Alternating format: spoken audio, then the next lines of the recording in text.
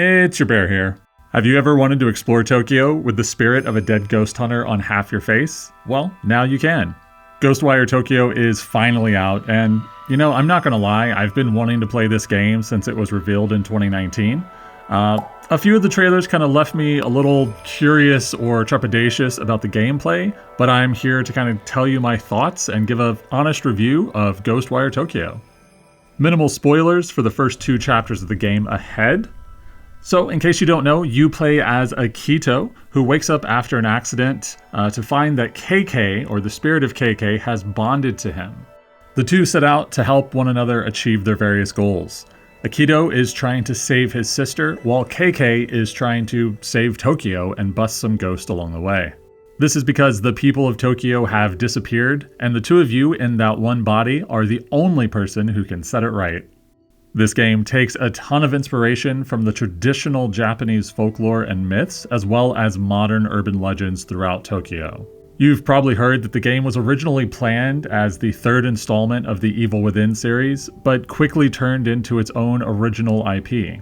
Because of that decision, I think Ghostwire Tokyo has a real chance to become its own thing and spawn many sequels in the future. There are definitely some elements of survival horror in this game, but it isn't as scary or creepy as Resident Evil or Evil Within are. Ghostwire Tokyo is definitely more of an action game with horror elements than a horror game.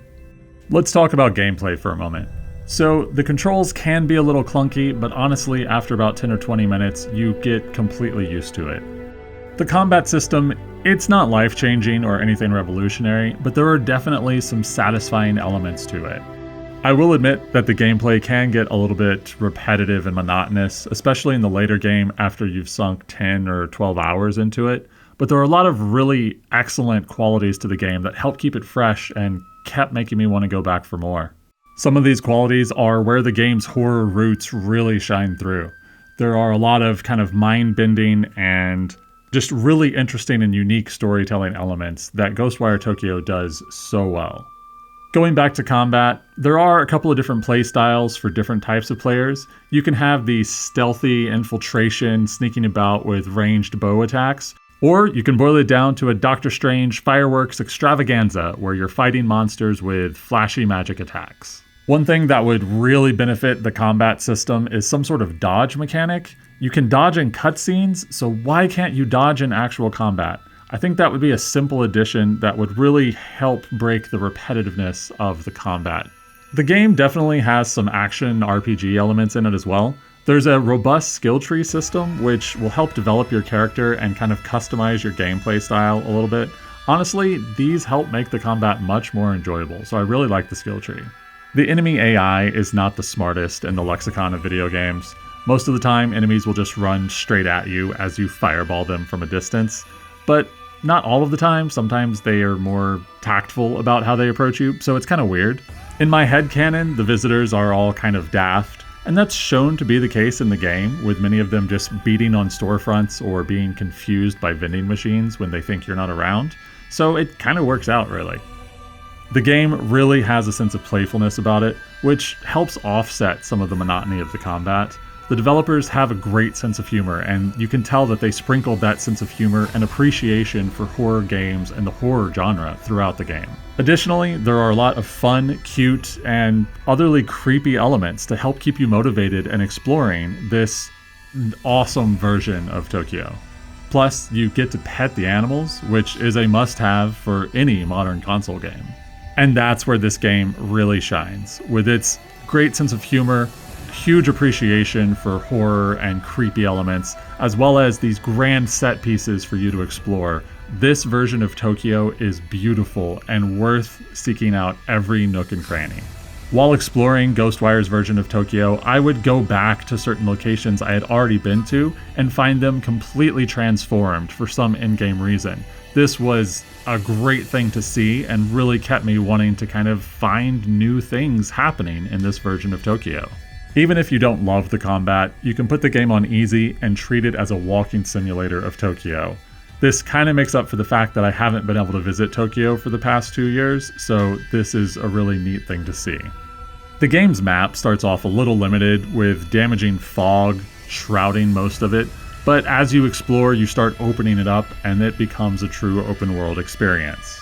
And exploring that open world, that creepy version of another Tokyo, is truly a lot of fun. And the verticality of this game is awesome too. Tokyo is a huge city, so being able to scale skyscrapers in just a moment's notice is something great to do.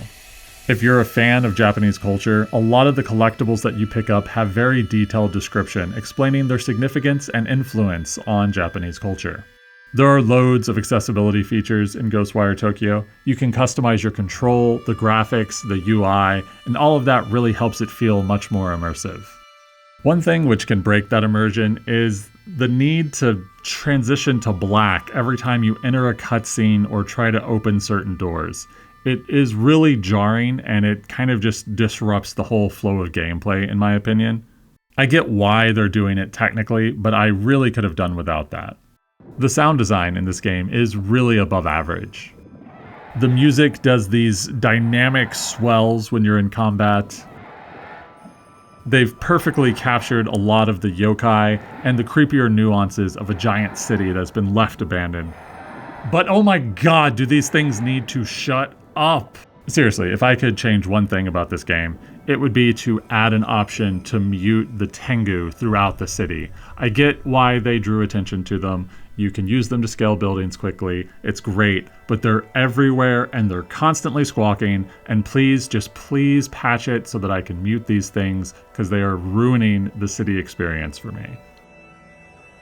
Other than that, the gameplay is really stable. A lot of the AAA games that I've played over the last 5 years have been loaded with bugs and glitches and crashes.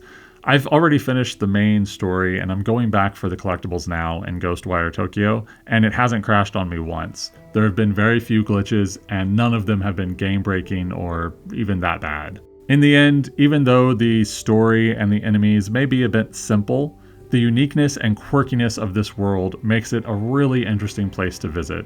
A patch with a couple of quality of life improvements, muting those Tango, adding a dodge, they would really make this game a solid 8.5. Are you a fan of Japanese culture, manga, and anime? Are you a fan of action-adventure games or horror games? Are you a fan of urban myths and legends, of petting cute animals, of ghost hunting? Or are you just a fan? Let me know in the comments below if you plan to check out Ghostwire Tokyo.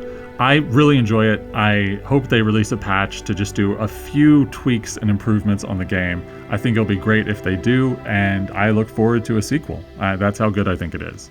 If you enjoyed this video, please subscribe. If you're curious about more Ghostwire Tokyo, I'm going to be playing that all week on this channel, so please check it out. And thanks a lot for watching.